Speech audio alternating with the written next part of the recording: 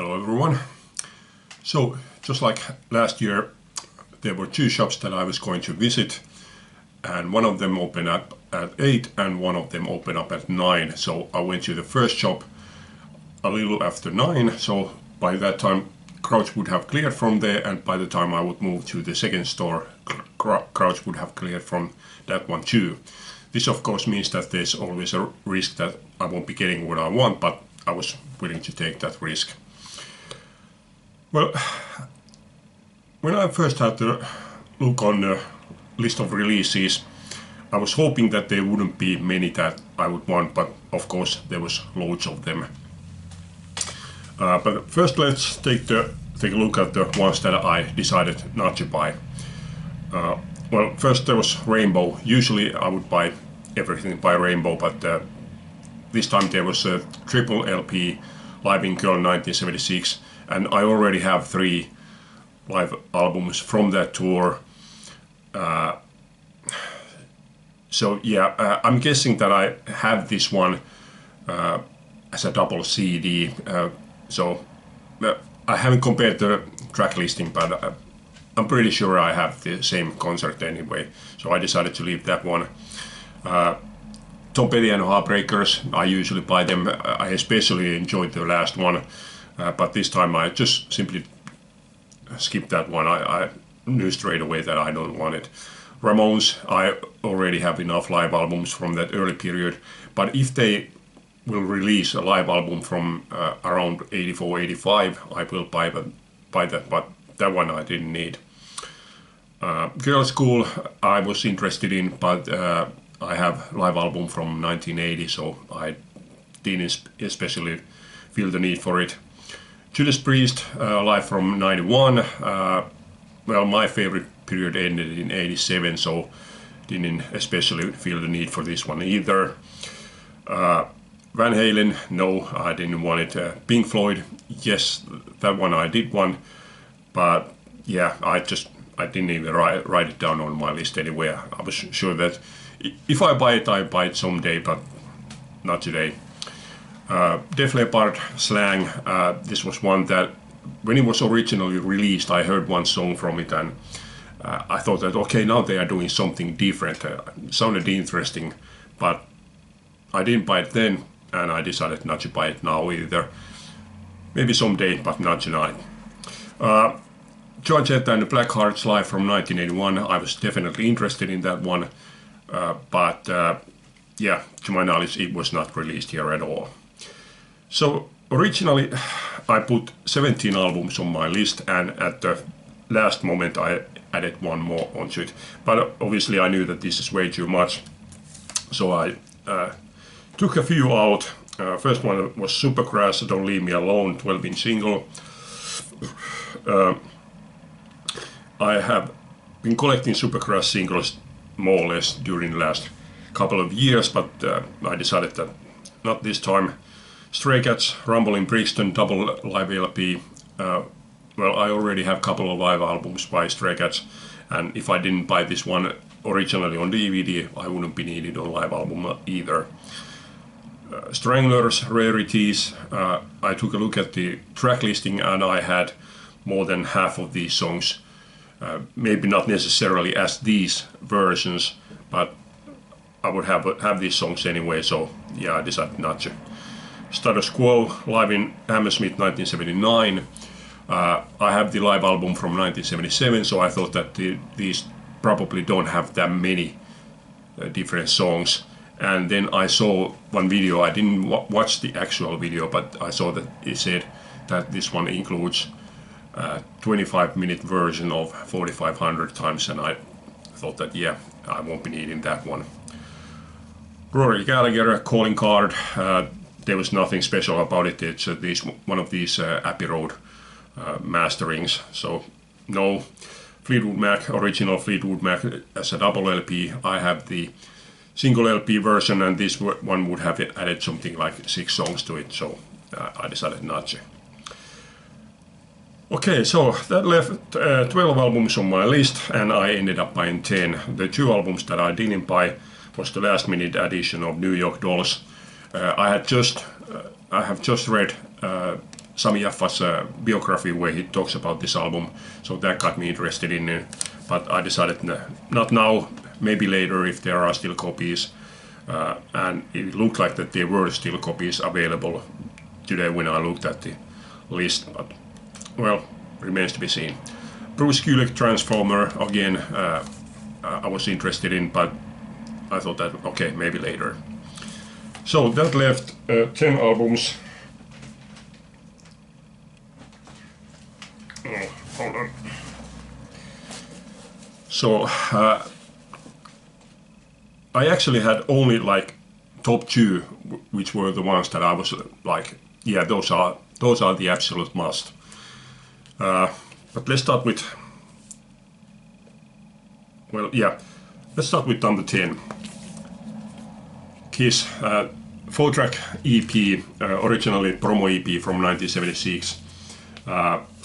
And this sticker says, features the 4 singles from Destroyer, but to my knowledge, Do You Love Me was not issued as a single.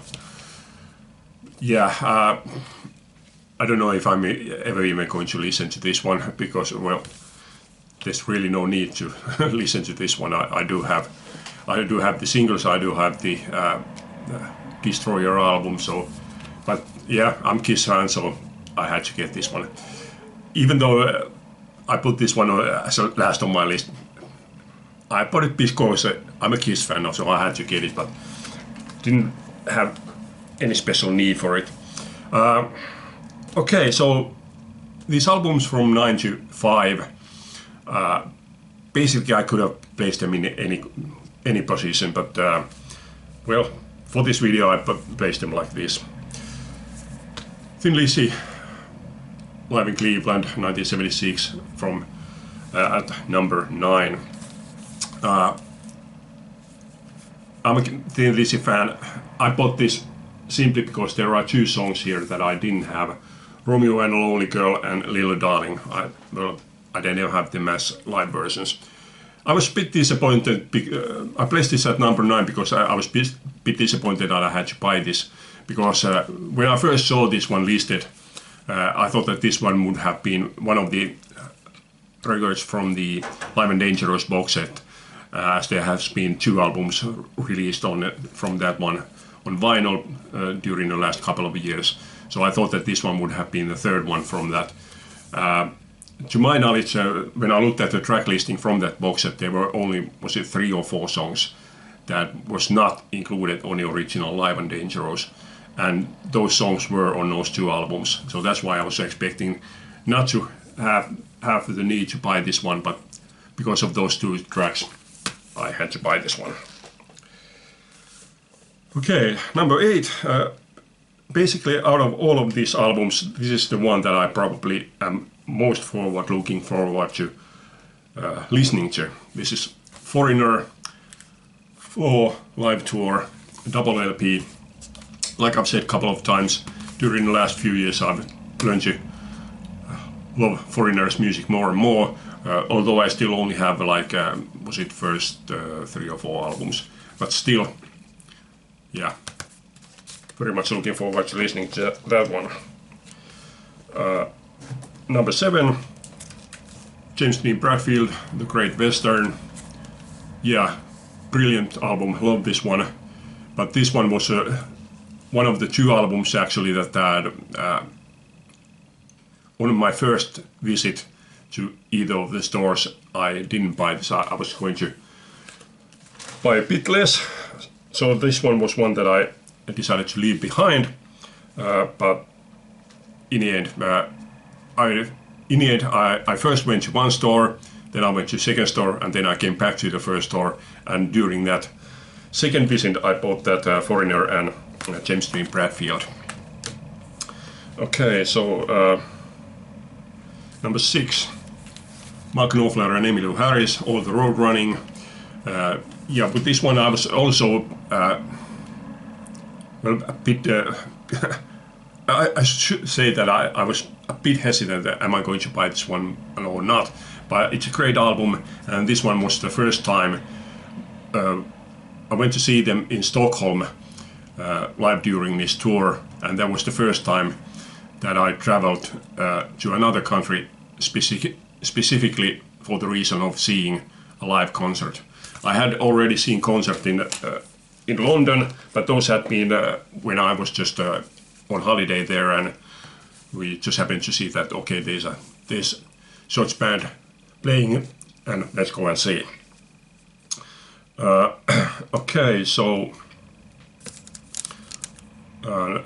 number 5, Megadeth Hidden Treasures. This is a compilation from, I think it was from late 90s or so, and this one is made out of Japanese CD because this includes 4 Japan-only bonus tracks. So yeah, I've been, even though I still haven't bought the Megadeth latest album, but I've been a bit of a Megadeth geek lately because they now have Finnish guitarist on that band. Okay, number 4. This one was sort of an irrational want, just like on the last Black Friday with Rat single. I didn't really have the need for this, but for some reason I just really wanted this one. This is a Mötley Crüe 12-inch single, originally radio promo EP. Now it has a picture sleeve made for it, which originally didn't were there. Includes Live Wire, Take Me to the Top, and Merry Go Round. Okay, like I said, I only had top 2, but this third one was, I would say that I was like 95% certain that if I find this, I will buy it. Number 3, Rod Stewart, Alternate Atlantic Crossing. I have several of these alternate albums now, and they all have always been really good, so I was very much looking forward to this one. Okay, so like I said, I only had like top 2 that I was like, that I absolutely want, and this is number 2, Little Feat, self-titled first album. This is a 2 LP version with the original album and second album of outtakes and alternate versions. Yeah, the only Little Feat album that I didn't have on vinyl before, so now I have this one too. And my number 1 on the list was No Dice by Badfinger.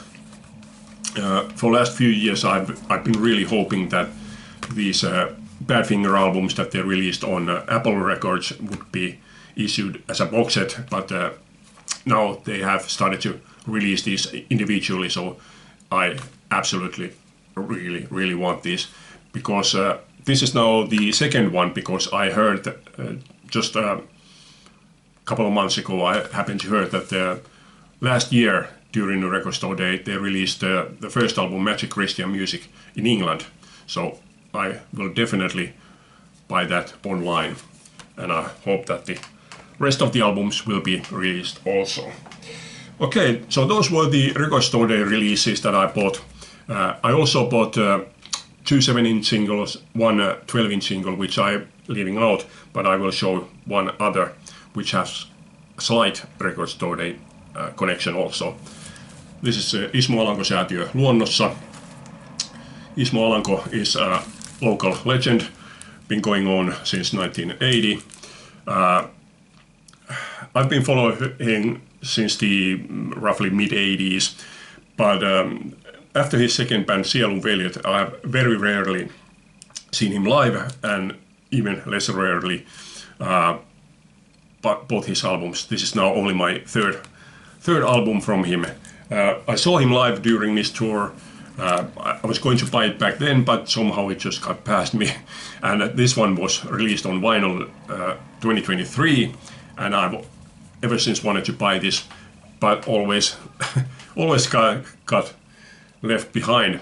I think it was just 2 weeks ago. This one was on sale.